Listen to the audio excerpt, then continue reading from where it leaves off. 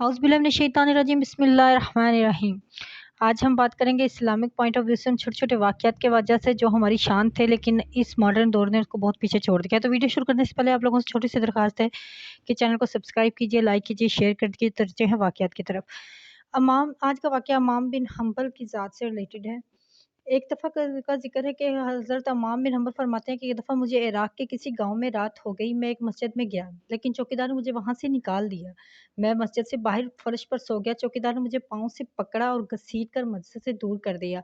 एक खुदा तरस आदमी मुझे अपने घर ले गया। वो शख़्स चलते, फिरते, उठते, बैठते इस्तिग़फ़ार पढ़ता था। जब सुबह हुई तो हज़रत अम्माम बिन हम्बल ने उनसे पूछा कि क्या आपको इस्तिग़फ़ार पढ़ने का कोई फ़ायदा हुआ? इसने जवाब दिया, जी हाँ, मेरी हर दुआ कबूल हुई सिवाय इसके कि मेरी मुलाकात इमाम अहमद बिन हम्बल से हो जाए। इमाम अहमद बिन हम्बल फरमाते हैं कि मैंने उसकी तरफ देखा और उसे कहा कि देखो कि मुझे कैसे तुम्हारे पास घसीट कर लाया गया है और मैं ही इमाम बिन हम्बल हूँ। और दूसरा वाक़या हमारा रिलेटेड है एक माँ की दुआ से कि हज़रत मूसा अलैहिस्सलाम ने एक दफ़ा अल्लाह ताला से पूछा कि जन्नत में मेरे साथ कौन होगा?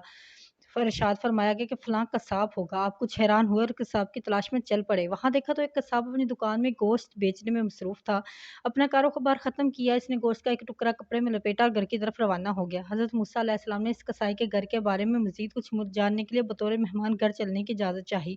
घर पहुँचकर कसाई ने गोश्त को पकाया, फिर रोटी पकाकर इसके टुकड़े शोरबे में नरम किए और दूसरे कमरे में चला गया, जहाँ एक नहायत कमज़ोर बुढ़िया पलंग पर लेटी हुई थी।